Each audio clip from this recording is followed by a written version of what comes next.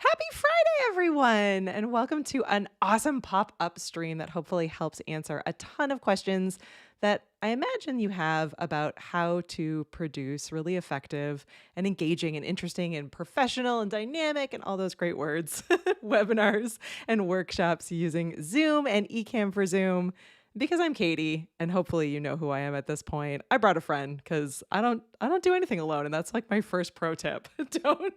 Don't do anything by yourself. So welcome, Daniel, and happy Friday to you. Hello, happy Friday. Happy It's good to be here. Friday. Happy Friday. And I wanted to say the background of wanting to do this pop-up live stream and answer a lot of these questions is a couple of months back, we ran this really amazing workshop. And we ran it entirely on Zoom. We used Ecamm for Zoom. It went out to LinkedIn. And it was an I don't want to say challenging. It wasn't a challenging experience for me. It was a growing experience for me because I typically will pass this kind of work off to someone else. I'm just going to be totally honest here on this Friday and say this is normally the thing where I'm like on to someone else. But I know that many of you out there like want to be able to be better at doing this and have these kinds of questions. So I forced myself to be brave. And I said, no, I'm going to learn how to Yep. do this myself. I'm going to put myself in this challenging situation and I'm just going to try it. So what I wanted to do today is walk you through what that experience was like and have Daniel here to like answer your questions and kind of be a foil for for anything that I screw up on along the way. But if you didn't attend Essential Video Communications over on my side of the screen here, you can scan that QR code and you can actually still purchase for I think it's like $39, very cheap. The all of the replay videos because that training session was a really great experience to learn more about how to be better and more professional on camera. And Lorraine did a really fantastic job there. So slight plug there.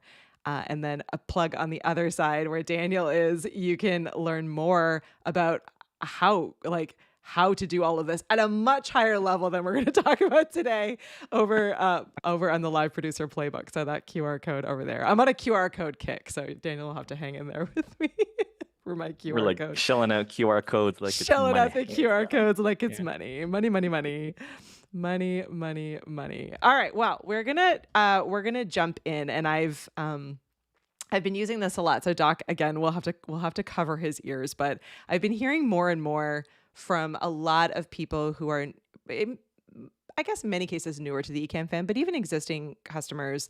I'm like I love Ecamm and I love to do XYZ thing, but I'm not techie. And Doc would say like, yes, you are. And that's a limiting word, but I want to shift that a little bit and say that there are many times in my day to day where I do not feel techie. And this was one of these experiences where I feel really comfy in what I can do in Ecamm. But this was one of those experiences where it felt techier than I am on an everyday basis. So this is why I wanted to be able to jump on and talk this through, because I imagine that maybe you were sitting there and you're like, ooh, I've kind of avoided the Ecamm for Zoom stuff because it feels techie. So we simplify it. So again, like if it feels really big and really techie, try to make it easier for you and figure out what about it feels really, really big and techie. And then also bring a friend. So again, the first thing that I knew was I'm not going to know how to do all of this, but Daniel does know how to do all of this. And so I was able to message him and reach out to him and say, hey, I really want to be able to accomplish these sets of things. What do I do? And what are the steps for me to be able to get there? And Daniel was kind enough Yeah. to help me get all the way there. But yeah, that's the background, the But I background think of we actually this. need to be a little bit honest here, Katie. Are you okay if I actually share what really happened? 100%. Katie said, hey, are you free these dates? Can you do this? I'm like, what are you doing? This. No, you do it yourself. That's pretty much in a nutshell how it went. See, accountability partners really go a long way. It was like, can you do this? No. Okay, I'll do this, but then I'm going to need some help.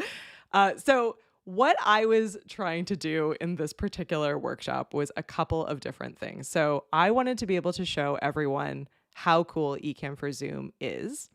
but I wanted to keep it really simple. And we were doing an entire training on looking and sounding professional and competent and capable on camera.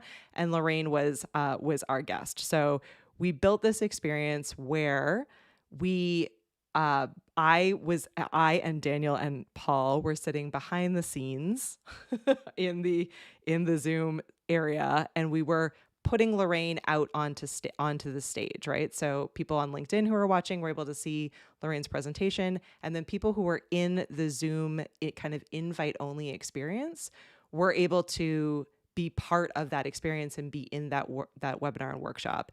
And all I really wanted to be able to do from the Ecamm for Zoom side of things was showcase comments on screen. Like that was the one feature that I wanted to be able to show, because I think sometimes, again, we think about it from like this really huge, like we can do all the things and we can push all of the buttons.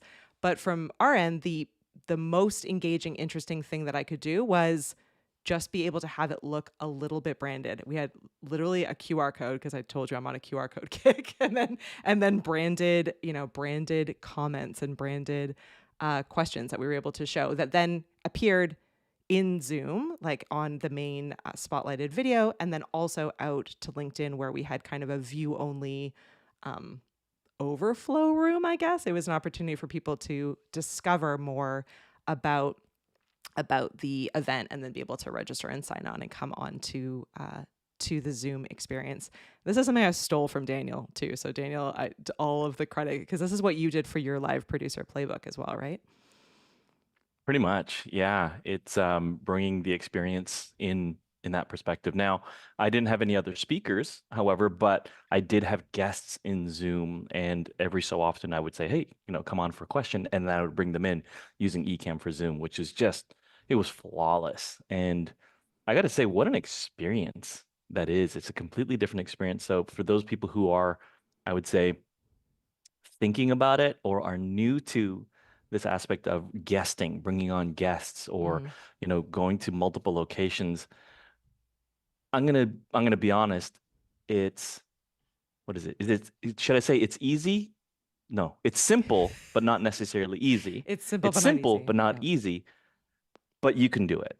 You can definitely do it. And Katie, it's not that Katie doesn't know what she's doing or anything like that. It's just that I think Katie, what was amazing about that experience from what I saw in my perspective was that you were willing to give it a shot. You were willing to get outside of that comfort zone and just like starting to believe in yourself more and more. I think some of the stuff that I do in my coaching side of things is just to kind of show people it's like, isn't it interesting that in life, a lot of the times it happens that other people believe in you more than you believe in yourself Mm-hmm. until you actually do it. And when you get your hands dirty, when you get your hands into that dirt and you're like, oh my gosh, this actually is really easy. It's really cool. And then understand that it's okay when things go wrong. But, having the backups and the friends there to be able to support and guide you. Because I'll be honest with you, it's like, okay, great. I was there. I didn't do anything. Katie just ran away with the whole thing. I was basically here. Look at my thumbs, folks. I was like this. And Katie just ran the whole thing and it was phenomenal. But it came because she understood what she wanted and she understood that she had to go through this journey to get there. And we all had her back and just a phenomenal job. Great production. Yeah, and I thank you, and thank you for saying no, and but thank you for saying no, but where you're like, no, I'm not gonna do this for you, but like I will answer your questions, and here are the steps that I did and that I would do, and here are the backups and the things that you need to be thinking of. So, if you are coming at this from a level where you have some comfort with creating video and some comfort within Ecamm. So you were similar to where I am, right? So like I understand how to build, scenes, I understand overlays and profiles, etc. But I'm not a big Zoom user. I haven't been, up until we launched Ecamm for Zoom as an integration. It's something that when I join a Zoom meeting, I'm typically just coming in with Ecamm. If I'm coming in with Ecamm, I'm coming in just to be able to have a better camera and, the ability maybe to drag and drop, graphics and to be able to share content a little bit easier, but pretty minimal. And I don't know a lot of the different Zoom features or Zoom settings that you need to know and think about. So that was one of the first things that I really needed to think about and needed to give myself enough time to get really comfortable with and really familiar with in order to do this well. Because again, what we were doing for this particular workshop was very different from what we've done in past instances. So we were live streaming, and we were live streaming out to LinkedIn, which is a platform we don't often live stream out to. We were running a Zoom meeting that had registered attendees that were showing up with their camera and were like, it felt like physically present in that room with us, right? In that virtual space with us. And then we also had to capture all of the recordings, right? So I needed to be thinking through, where am I capturing those recordings, and what are the highest possible quality recordings that I can capture, because we are going to sell replay access and these recordings, so they need to be the highest quality video files to be able to give back to people so that they can have that experience, and for it not to feel clunky or not as professional in other ways. And how do I make sure that Lorraine, who is an Ecamm user, but is not like an Ecamm power user by any means. So like, how does she feel really comfortable and like we've got her and we're supporting her and she's all ready to go? And then there was the added level on top of all of it that Lorraine is an incredible presenter, and she uses a tool called Prezi, which we've talked about in the past, to control all of her graphics, which threw a wrench into the situation, but actually made things a lot easier because her Prezi graphics basically acted as overlays. So I, in the end, didn't need to do anything more than just bring her on screen as a guest, the same way I'm doing with Daniel right now through Zoom, and have her camera be the main camera.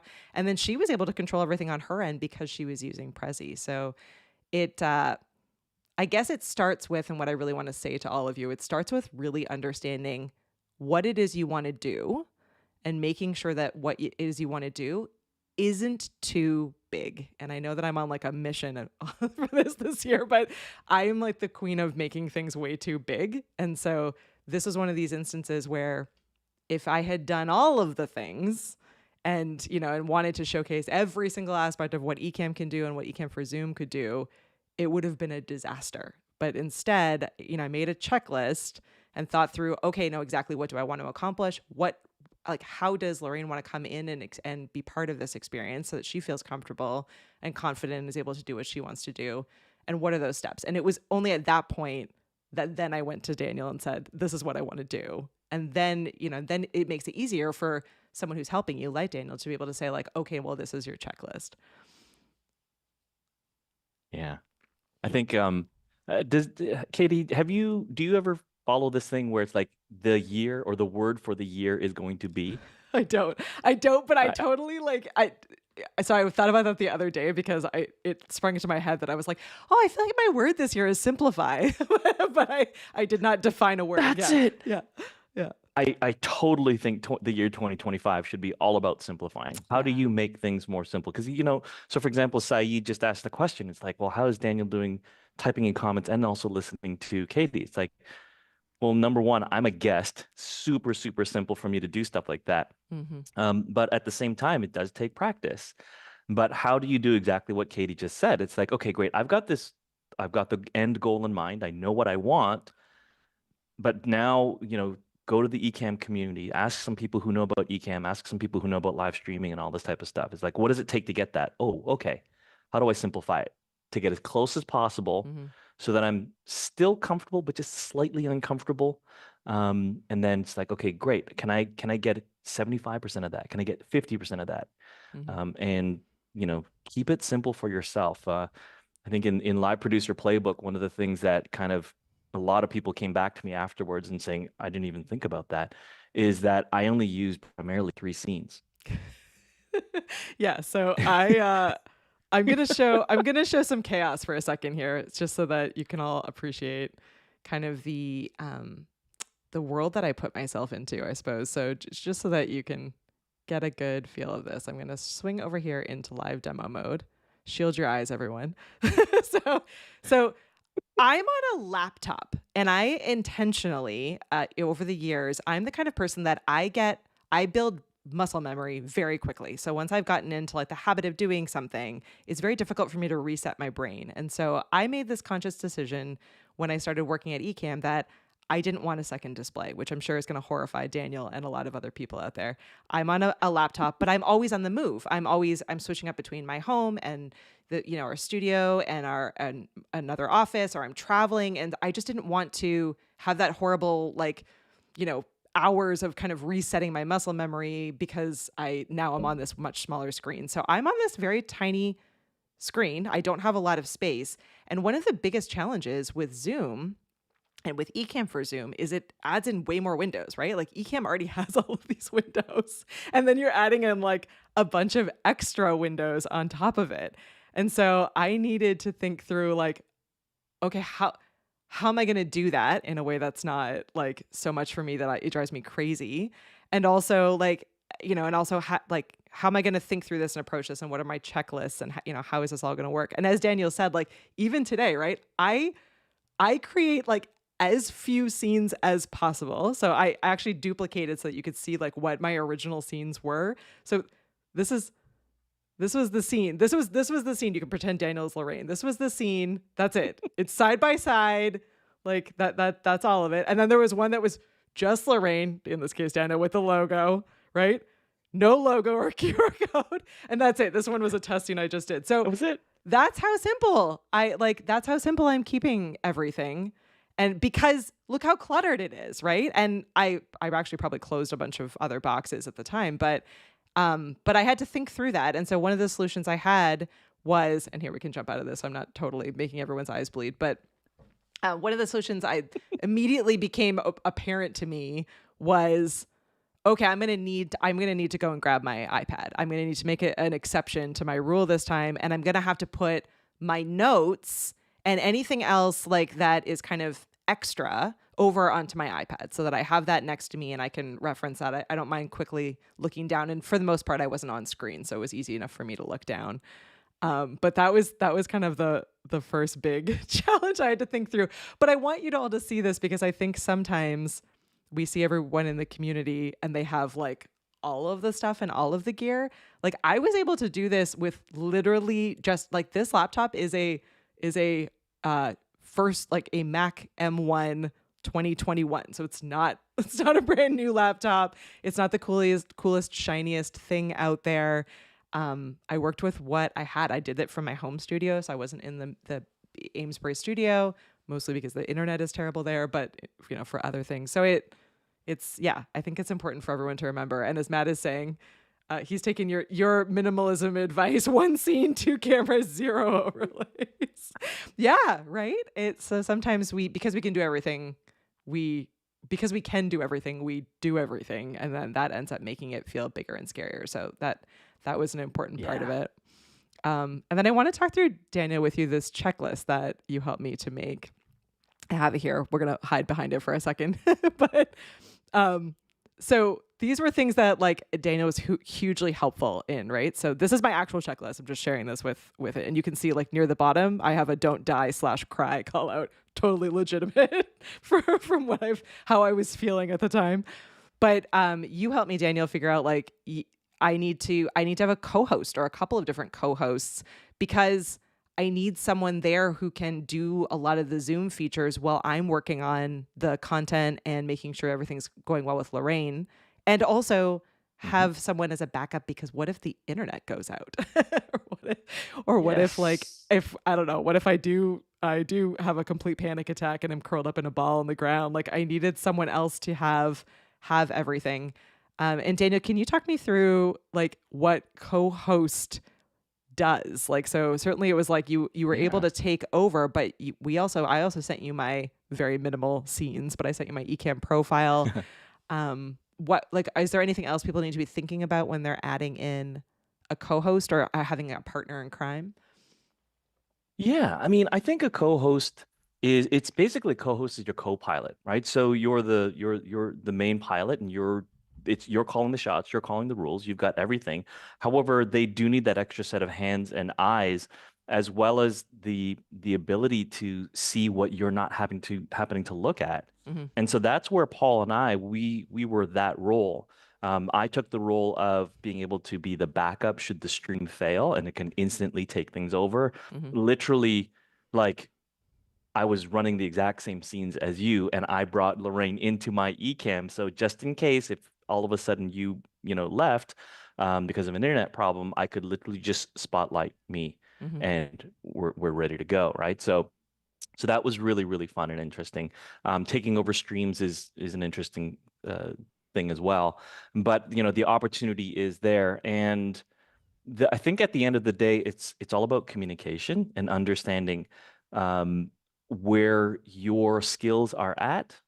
And it's like, okay, well, if this happens, we do this. If that happens, we do that. It's Hmm. all SOPs. And so the information that I shared with you was just the step by step of, hey, this is what we're looking at when we're producing, whether you're Hmm. producing content for yourself only or somebody else or combination of you and your guests, the processes are the same. The only thing that's different is the scene that you're showing. Yep. And so, all I did was just go through the steps with you of saying, from when we start this Zoom call, these are the things. And actually, Katie, I don't know if you remember this, but you filled in the blanks. You Yeah. filled in the parts where it's like, now I'm going into live. Now I'm going to, stop the stream. Now I'm going to do this, this, this.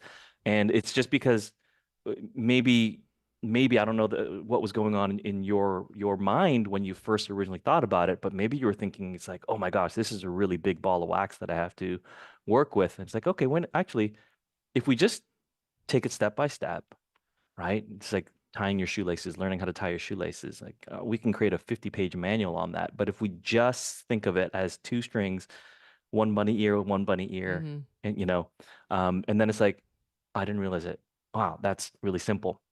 And Yeah. so it does take practice. It does take a little bit of I guess like the only way that you'll learn how to drive is actually getting behind the wheel. Yeah. So get behind the wheel, fail forward, Yeah. right? And be okay with that. Don't be hard on yourself. Don't whatever. In Live Producer Playbook, I talk about this all the time. It's not a matter of if something goes wrong. It's a matter of when something goes wrong. Yep. And as a producer, you need to take yourself out of the equation in terms of the emotions that you're experiencing when things go wrong, because your productions, your content, your courses, whatever, has nothing to do with you. You're simply the messenger. Get the message across. It's all about the people that you're serving. And so, having the SOPs are extremely important. And little do you know, for the most part, I'm going to say everybody who's watching this right now, you already do SOPs Yeah. every day, every single day. You wake up, you brush your teeth, take Yep. a shower, you eat, you get dressed, you go do whatever you're doing. Then, your SOP of your nighttime SOPs. We're already doing it. So, but you had to learn how to do that from your parents, right? Or your Hmm. caregiver. And they kind of said, well, these are the things that we do. Okay, I get it. So the same thing with the live streaming part is what are the essentials Hmm. of getting going? And it just gets easier and easier. So Yeah. It yeah. does get easier and easier. And I think the thing that made this, and we say this in probably every single video or interview that we do at Ecamm, but one more time for those people in the back, the what made this easier was practicing in the exact same environment and going through the exact same steps that we would the day of. So I set up a tech check practice with Lorraine, but because I also wanted to be best face forward with Lorraine, I set up an additional practice with Daniel and my best friend Nat and Paul, who were able to jump on and be so I could practice assigning the roles, making sure everything like I was going through all the different check boxes, because the biggest thing that actually was what made this experience scary, and maybe this resonates with you who are watching, was that it felt like, because it was a workshop that people were registering for. It wasn't a paid workshop, but they were registering for it and attending. And we had both live streaming and Zoom, and we had to catch all the recordings, that anything that I did wrong, or any step that I missed, or even if I misordered the steps, I could I could not ruin, but I could accidentally turn off the recordings too soon, or like I could not capture the content that I needed and had committed to by contract to be able to repurpose and resell later. So it had a higher stakes for me than when I go live on YouTube or in these other places, where if like something happens with the recording, that stinks, but it's also being captured by YouTube, and there's all these kinds of other opportunities. So it didn't, so that, I think that was what was hard about this. And so I really had to think through, Mm. and you were hugely helpful in this, but like not just what the steps are, but what the order is. And like an example is I was recording through Ecamm, but I was also recording through Zoom. So I was sending the Zoom recordings right up to the cloud, which was a great backup. But I knew that the higher quality recordings were going to come through Ecamm, and so I had to make sure that I had the ISO video and audio all turned on, so all the settings were correct in Ecamm.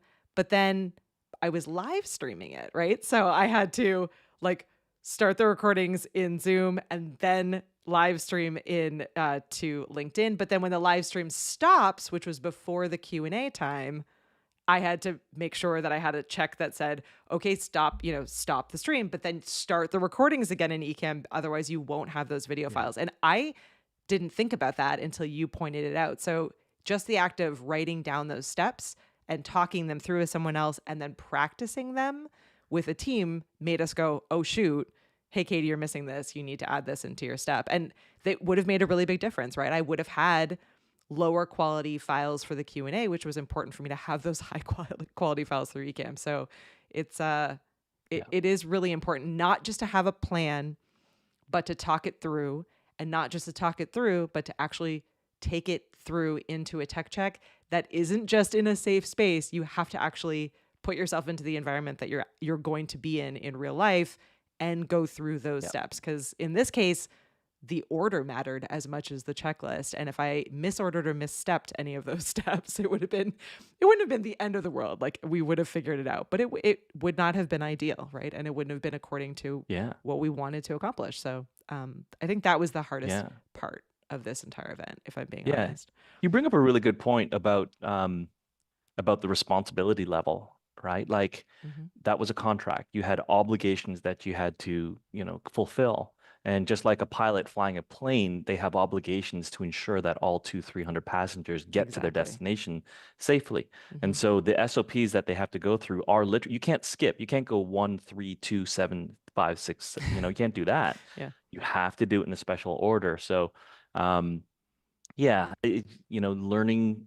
learning takes actual, not only just the knowledge side of things, but most importantly, going live, bringing in your friends, bringing in your family, going to the Ecamm community, also inviting people. Like Mm-hmm. there are so many amazing Ecamm, fan members who it's like, yeah, I'll join in your test, right? And it's like, oh, they're diving in deep and doing all that type of stuff. And Yeah. that's what that's where I kind of it stimulated an idea for when I did Live Producer Playbook, was to actually do Yeah. a live hands-on, this is how you're actually going to bring in guests. And so everybody brought in each other, right? And they're like, oh man, I didn't realize that. I'm like, oh yeah, Mm-hmm. absolutely. So that was nice. It was a great way for people to get their hands dirty, being in an environment where nobody's going to judge you. Nobody is going to say you screwed that one up. And I Yeah. mean, we had a lot of we had a lot of troubles and struggles, but it's like, okay, we got through them all, and it builds you up that one notch of confidence, and that's all it takes. A little bit of A confidence, a little little bit of bit of confidence. confidence. A little bit of confidence. Yeah. I want to At go the end of the day, lives are not in danger. there. Yeah, lives are Yeah. exactly. Even if I had screwed everything up for this workshop, like I would have been dismayed certainly, and I would have been upset about everything. But lives would not have been in danger. So it is good to have Yeah. the perspective. It didn't stop me from doing it. And again, like, and this is just probably my own like personality style, but by forcing myself to do it and putting a line in the sand, it meant that I was going to do it to my standards. So it meant that I forced myself to learn how to do it. And now I have the level of confidence that I feel like I could do it again. There are improvements I would make. There are, different things that I would do, but I feel comfortable and confident in what I was able to accomplish. And I only did that because I was like, hey, I don't know how to do this, so I'm just going to do it. And I'm going to give myself enough time in the in between to figure it out, to structure and set it all up correctly, and to be able to pull it off. So And again, it helps to have friends who you can you can ask help from. But you do have friends if you're part of the Ecamm fam. You have friends in the community who will jump on and answer questions, or or will help you test and practice and get to the level where you feel like you're capable of doing it. And Hmm. and again, I know this hides our face, but like again, like these steps are really different than what I had to do for what I have to do regularly for a live stream, right? So like I had these, I had to start Zoom first. I had to set co-hosts. Then I had to bring, Lorraine on, so that there was a timing thing there, right? And I had to add Lorraine's camera into Ecamm, and then I had to spotlight and then start the recording and then admit people in and then go live to LinkedIn, right?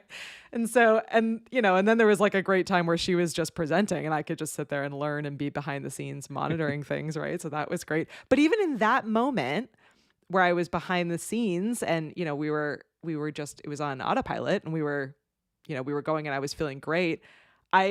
Because this is how it always goes, I had this like scratch at the back of my throat and I'm behind the scenes, I'm not even on camera, right? And I was a moment of like, oh shoot, like, do I mute physically my mic? Do I mute, if I mute something on the computer, am I gonna mute Lorraine? Like, so I was just sitting there quietly, like trying to muffle muffle my voice as I felt like I was gonna cough, right? And it was because I hadn't thought to, I didn't think to test that one aspect out because it just never came to mind, right? So now I have that in my head from that experience as something I'll test and make sure I understand for next time. But there's always going to be something that comes up that makes it That's so good. that makes it scary. But I definitely was like looking at my microphone and like looking down, We trying have to to add that to the SOP because yeah I never even thought about that. I like never forgot to mention to you. It's like if you don't want to be heard, this is what you're going to do. yeah yeah And Ecamm actually does that for you. You don't have to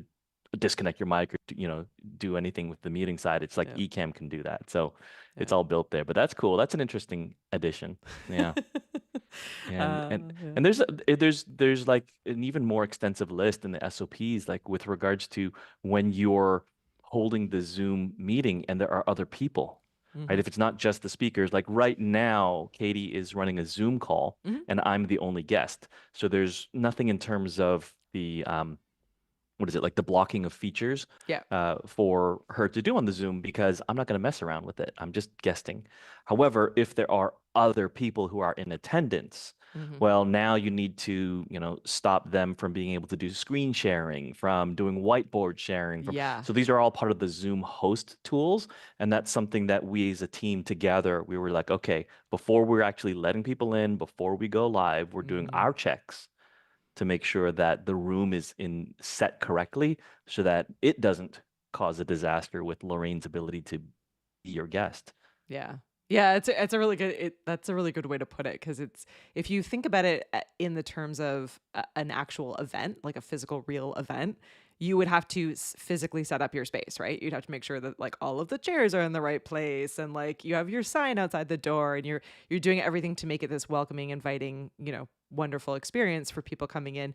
You have to do the same thing in Zoom. And again, I wasn't like have never run large Zoom meetings at all. I'm usually it's a one-on-one call or like it's hanging out with friends or it's doing something in a much smaller way. So that was new for me in going through all of those different settings and checkboxes and being like, oh, what does this mean? What does it do if I do this? And what does it not? And really, unless you have kind of like a template that you've gotten from someone that you trust, you probably just have to go through all of those and make sure that you understand what all of those are and what they do and push those buttons and do those, those check boxes in a practice session so that you're like, oh shoot, that actually just kicks Paul right out of the room. We didn't want to do that. So let's make sure we don't check that one. Like you might have to actually go through and test that out. And those are things that I think sometimes we take it like for granted. Like in Ecamm, I almost never check my preferences section, but there's tons of stuff that's in there that's like really relevant to what I do on a regular basis for my stream, right? And so because I hadn't gone through that practice of setting it up in Zoom, and I mean, and double checking it probably for each different kind of thing that I'm doing in that space, it could really screw things up. So it does Yeah, make a really big yeah, difference in that. it does. And yeah, Uh, and definitely the preferences piece. Um, y'all are using Ecamm and still kind of trying to figure things out, remember every time there's a new profile, check your preferences because it changes. Um, just a little quick tip. But Yeah. yeah, no, Katie, you did honestly, you did so amazingly well. You didn't panic. Thanks. And I that's the didn't biggest thing panic. actually. It's how you respond, not react. It's how you respond It to when really things is. happen. It really is. And like Katie was always just, okay, here we go, here we go. Maybe inside it was a little bit of Yeah, worry, and inside. even when I'm doing it, right?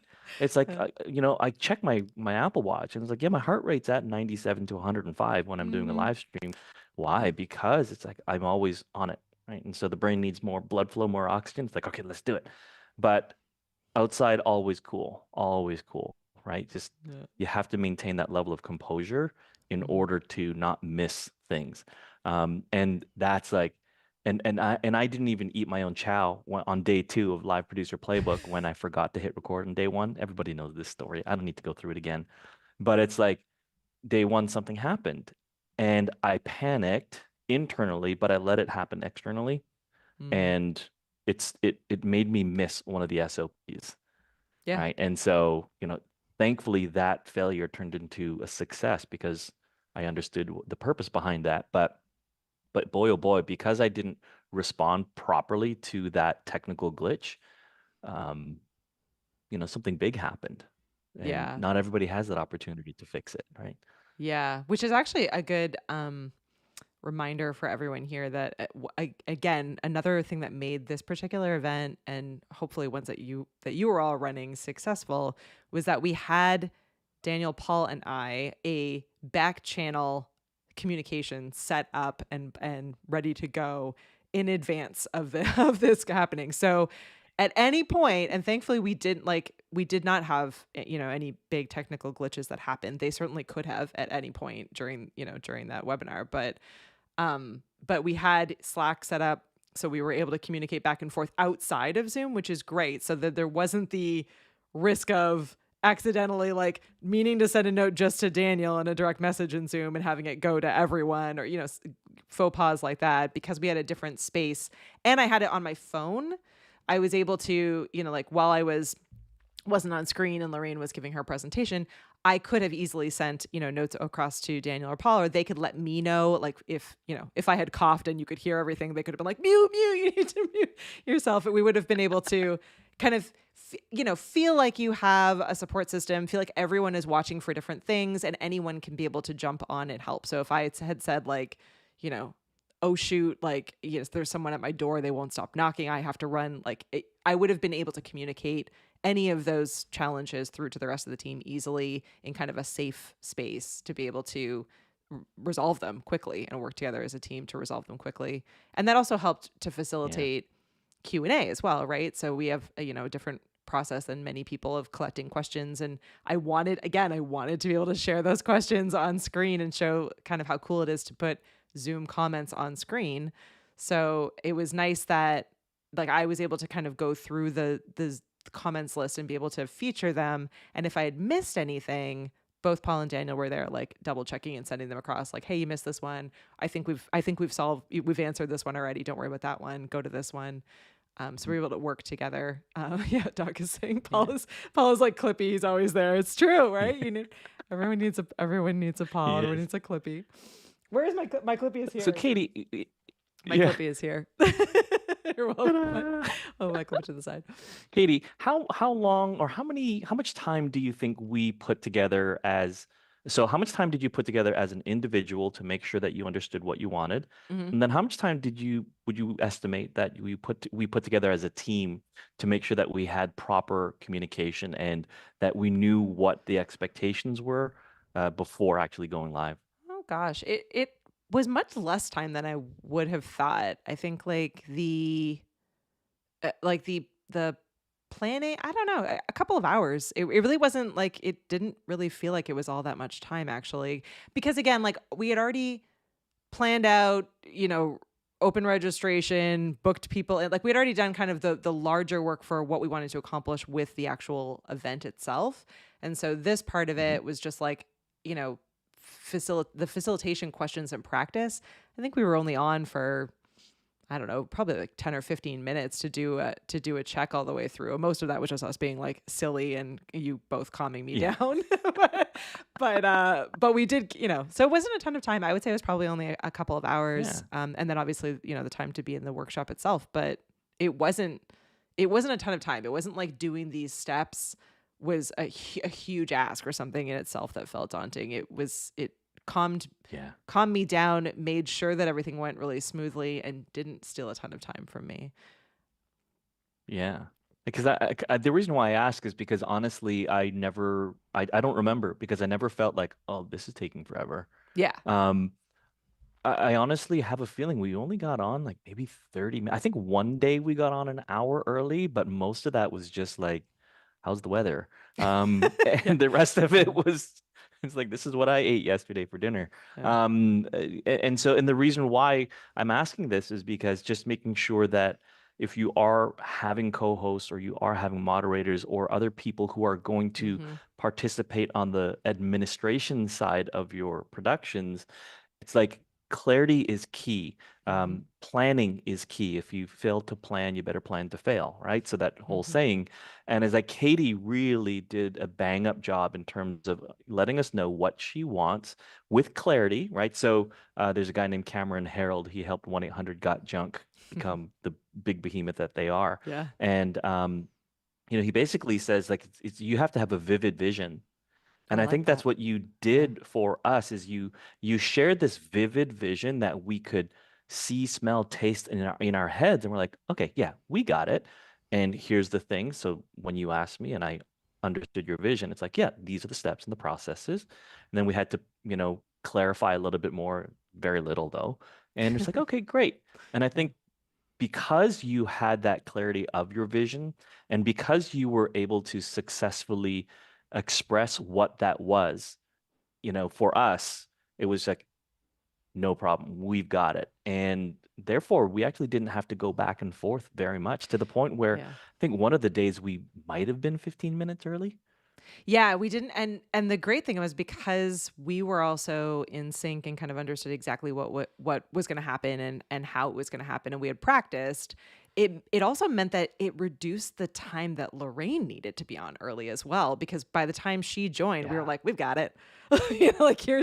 here's how it's going to be. And again, like what's cool about tools like Ecamm and structures like this is that if you're working with someone who is is a presenter, is used to being on the stage, whether it's virtual or in person, she didn't have to worry about anything except for giving an incredible presentation and making everyone feel really comfortable. Like we were able to Hmm. facilitate everything. Like I could control exactly how she looked. I could even with Ecamm adjust like her camera settings and like how zoomed in and out she was, and and all of those things. And I remember at one point, Daniel, she was playing videos, and so there was a couple of audio questions, and that had you not been on, I would have been like, oh no, audio questions. It's my kryptonite, because I tend to not, I just avoid doing those things in most of what I do. So I don't know or have the experience to be able to answer those questions.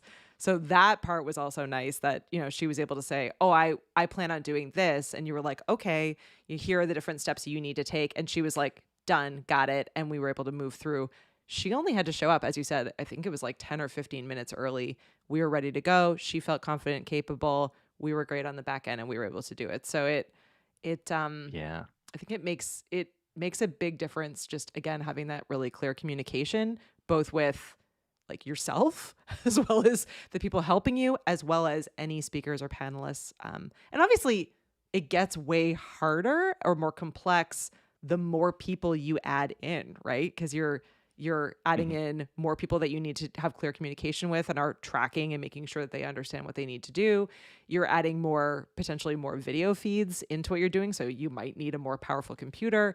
Internet challenges are going to be higher with more people. So it is, again, like back to my simplify as being my word. It sometimes you need to ask yourself, like, do you need all of that? And for me, I'm glad that I did this, but I'm glad I did it in a Katie way where I was like, I don't need all of that. I just want to be able to show like a professional workshop that highlights some of the neat things that make Ecamm for Zoom special. And we really Yeah. accomplished that by keeping that in mind as we were doing it. Yeah.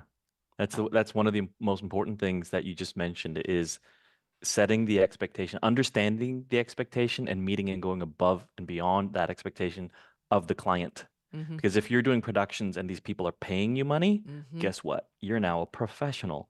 Yep. And there are high expectations, but you have to let them know if the expectation is too high. I've told my clients a lot, it's like, we could try that, but you probably don't want to. Why? Because I don't have the equipment. It's going to be very expensive or this or that. And it just increases the chances of screwing things up. Yep. Whereas we just said, okay, here's it is. And then we understood the questions to ask her as she was coming on board, Mm-hmm. solved some audio things, just made sure that the placement was correct. And, I feel, I mean, I can't speak for her specifically, but I haven't heard anything bad. No, And I it's think been she great. had great positive things to share. Mm-hmm. And so there's a question that Doc asked, and he says, Yeah, this is Daniel a and great Kate, one. Yeah. what is the question you think people should ask about these productions, but they never do? Mm. I don't know. Katie, what do you think? I don't know if it's a question per se, but I think that there's a lot of people that are similar to me who just aren't doing it because they're overthinking how complicated it is, or they're not willing to put themselves in that situation of like it feels scary. So I think Yeah. that's probably, at least in my mind, I think that's one of the biggest issues, is just that it feels bigger because they're thinking about it way bigger than it needs to be. You can do a really professional, amazing event simply. So, and I think that's, at least in my mind, that's probably the thing a lot of people are missing. There's a lot of you out there, I know, in the Ecamm community who are every bit as capable of doing this as I am. I'm probably like the lowest in skill set compared to a lot of you. And yet you're not doing these kinds of things. And I'm willing to bet that a little bit of it is just like, ugh, fear of the unknown or fear of what could happen, or, fear of not looking professional. So hopefully this helps you Yeah. kind of feel a bit more comfy and realize that, like, if I can do it, you can do it. I promise you can do it. Yeah. And I think sometimes, and again, it's kind of like what you're saying. I don't know if this is necessarily the question I think people should ask, but I think it's the consideration that people should have.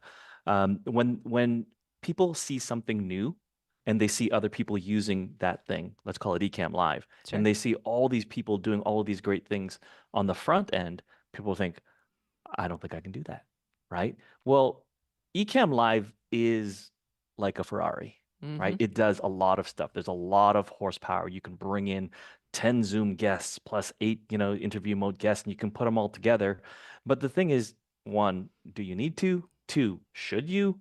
And three, it's like, let's learn how to drive just, you know, point to point first. Let's not try to speed and try to be the biggest, the best, the bestest, the baddest, all of this Mm-hmm. type of stuff. It's like figure out the fundamentals first. And the fundamentals of Ecamm Live are basically understand the interface and the basic functions of scenes and overlays Mm-hmm. and how to bring on a guest. And it's like, again, I use three scenes. That's it. And so it's like, how Yeah. can, I guess the question I would say is if anybody's out there and you're either going to be thinking about starting productions, bringing on guests or your own, or you're just starting out and let's say you're not necessarily fully confident in yourself just yet. I think the question is how can I get started with the minimal viable product? What's Yep. the MVP that I can get started with? And I can tell you right now, it's one scene, you, and that's it. Yeah. Right? That's the minimum viable product. And if it's a guest, it's one scene plus you hit the little, the plus sign beside the other guest and you bring them on and it's a side by side that Katie showed. And that's the minimum viable product. Like other than the list that Katie had shown where our faces disappeared, have we used any other scenes? No. Nope. Nope. And I will That's say it. I overthought this, as I always do. I like this morning I was going through kind of the scenes and the plan of all of it, and I was like, "Oh, well, we want to be able to show people exactly what we did, so we should open up a Zoom room and we could have people come into the Zoom room and then we could." And I was like, every single thing that I do that like makes it cooler and flashier and and more engaging and all these terms that we use all the time also increases complexity, the opportunity for things to go wrong, not enough time for us to actually test it and plan it all out in advance. And is it actually making that much of a difference? Like if we distracted you with showing you all of the, what the Zoom looked like and going through every single, step, I think we would actually be taking something away from you. So I did tone all the way down. And then I spent an hour messing around with like colors. I was like, what? Well, I want blues for background colors. So I still waste time in other ways. Yeah. But I do think Here, I'm going to add sometimes, some fanciness to this live stream right now, folks.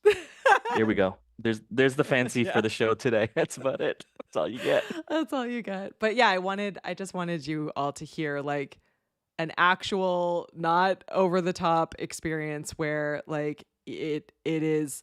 I get that it feels big. I get that it feels hard. I know you have to like think through it, make checklists, figure out how you're going to do it, but it is absolutely doable. I am not, I'm not trying to make it this gigantic, huge production, and I don't need to be successful. So I think it's really important for you all to hear that. Yes, it says minimal lovable product. Yeah, right. Things not breaking is a form of fanciness. This right here, things not like you getting all the way through to the very end with only 2 scenes or 1 scene is a win. Like you're there, you're engaging with your audience, you're checking off the goals of getting the content out there is an absolute win. Mm-hmm. Everything else is, I don't know. Doc's been saying, what is it? Garnish. Doc's been calling it garnish. It's all just digital garnish, digital Yeah. confetti. I'm going through here my checklist. I'm looking down to see if anyone has any questions. You're more than I know people were asking them as we go through, but if there's any other questions about this experience or about production in general, now's a great time to ask. We talked a little bit Yeah.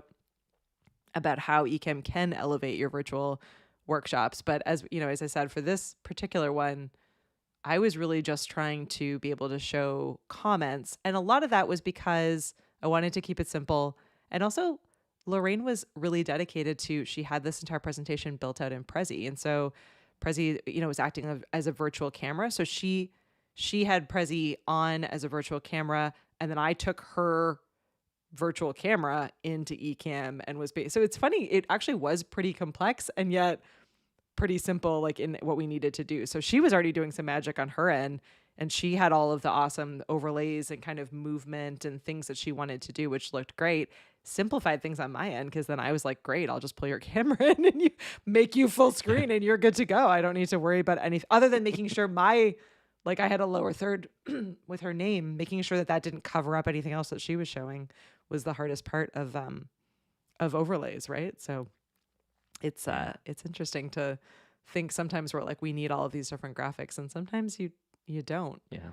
Oh, this is a great question And coming in. This one's for you, Daniel. So talk about all right. so I avoided this, as I said earlier. I live in a world where I want to stay just on my laptop, which is my own deal. But most people would advise having not even just an extra display, but an extra another computer as well. So can you talk through that a little bit, Daniel?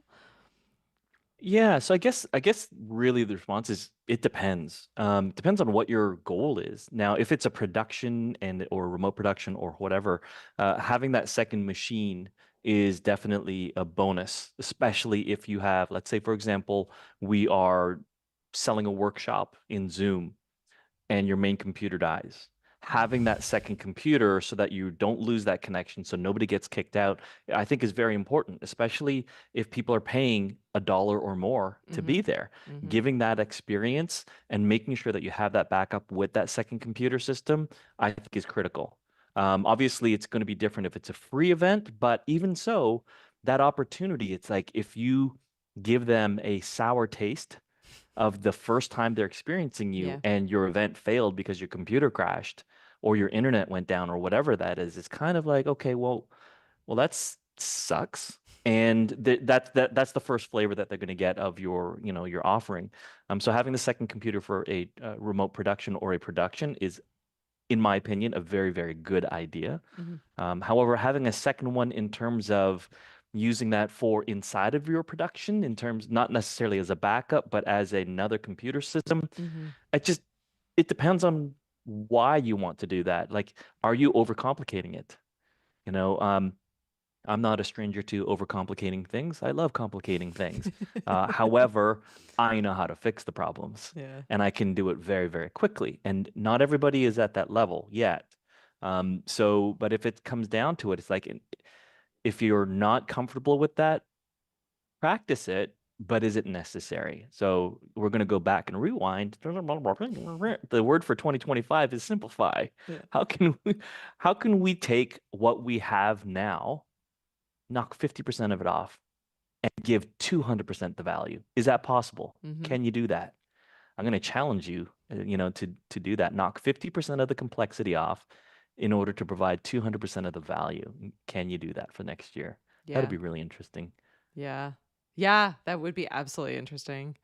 I do. Yeah. I want to. So Saeed has a follow up, and I did want to ask a little bit about this myself too. So, obviously, screen sharing. So I don't do a lot of screen sharing. If I do screen sharing and I'm using Ecamm, I tend to use Ecamm's widget overlays feature so that I can just like put a mini website or whatever it is that I'm sharing right into Ecamm, and it gives me a ton of control without getting that like my fear is the tunnel.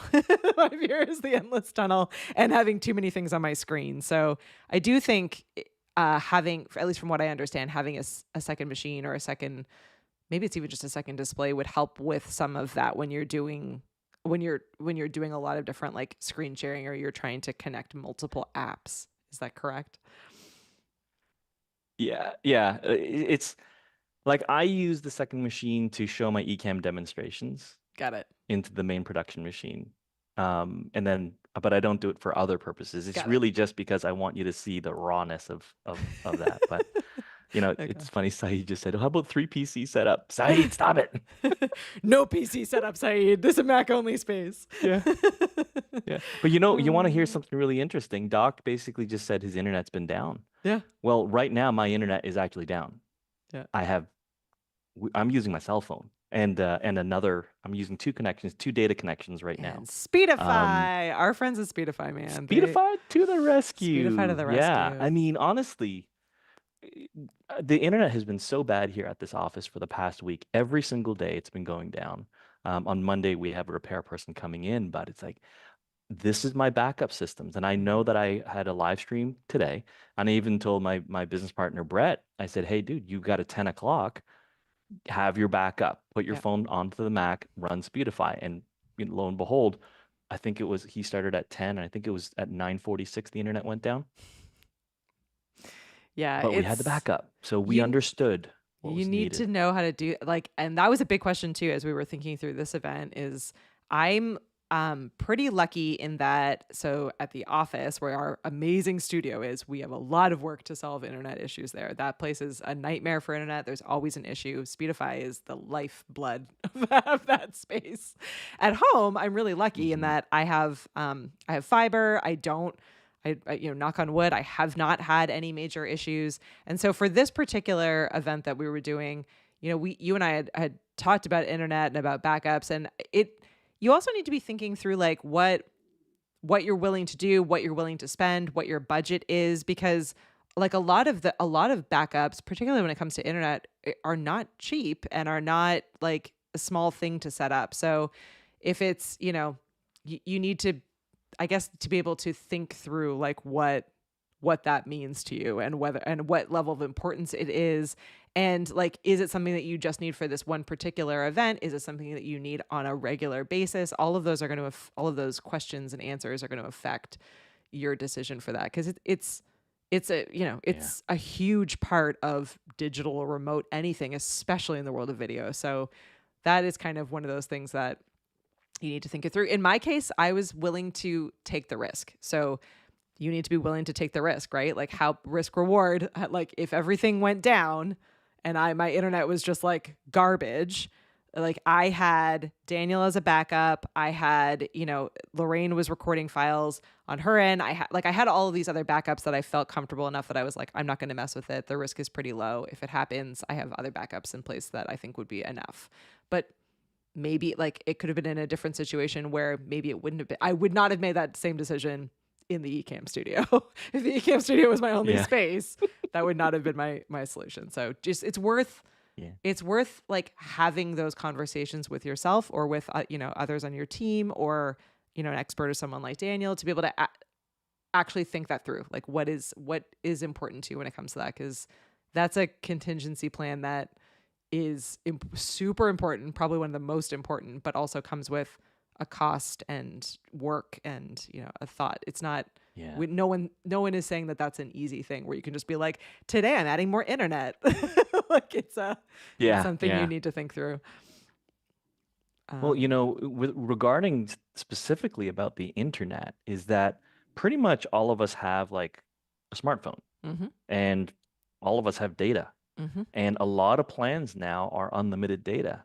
Yep. And if you just use Speedify, I think there's some deals you can get Speedify 70% off for like 2 years or something. I think it's something like $80 for two It's years, which is, wildly affordable. So like if I guess my caveat is you should just get Speedify because you will need it at some point. yeah, But if you want to go bigger than that, then yeah, having some other stuff it might get more expensive. But yeah, Speedify is ridiculously right? affordable. Yeah, I mean, it's literally the cost of like 4 or 5 chicken salads. It's for 2 years. And but like because your data is already there on your phone, it's just now a matter of using the application and saving your streams. So but even if that is a little bit too high, exactly the same thing as Katie said, like what's it worth to you? Like, Hmm. is that production, is that stream extremely important to you? Are you doing a sell? Are you offering a product or a program or a course or a membership? If it is, well, if your system goes down once or your internet goes down once, well, there goes your opportunity. So for me, it's the live productions when people are paying you, Yeah. 4 and 5 digits for a production. It's like there's high expectations. Yeah. The higher What the it is. value, the higher Hmm. expectations. So it's like I've got to invest in all of those pieces. So Yep. yeah, yeah, good points. Absolutely. Well, I thank you so much, Daniel, for being the go-to for all of my questions as I approach this workshop, and B, for being willing to jump on today's stream and talk through what the experience was like. Because I just think it's I'm again in my world of simplify. I'm also trying to be as not visible, as transparent as possible with everyone, that we get that some of these things are difficult and require thought and require checklists, and they're not easy. It does not mean that they are not worthwhile. So really, you should be thinking through what are the things that are important to you, and what's stuff that you want to try and practice and get better at, and what are things that maybe aren't as important to you. So figuring that out and having those resources is certainly important to us, to make sure that we get to you. And I thank you, people like Daniel, for always being willing to go above and beyond and helping in this space. It makes a big Absolutely. difference. It makes a big difference. And thank you to everyone that came by and hung out with us today. I didn't get to this one question on finding your purpose. That's a big one. We might have to come back and answer that one later. I don't know if I Meet fully us found next my week for purpose. a Yeah. 3 hour live stream. Yeah. Yeah. We might have to, yeah, Doc's got a lot on finding a purpose. Over to Doc for the answer to that one. I don't know if I've figured out everything. But yeah, happy Friday to everyone. Please go out and create and ask questions and spend time with each other. We've created these incredible communities both on Facebook and in Discord. So there's lots and lots of opportunity to be a guest, to be if you want to see what it's like to be a moderator in, or a co-host in some of these environments and spaces, ask each other, ask us. We're more than happy to help practice and play and help you feel, get the feeling of what it's like to be in these different roles and what buttons you should push. I think it's a great way to learn and make sure that you're doing the right things so that you have that confidence and you nail those events. Hmm. All Purpose, right. Well, thank you purpose, very not much, purpose. Katie. Thanks everyone, and have an Pointus. awesome Friday. We will see you all in the next stream. Thanks so much. Bye. Bye.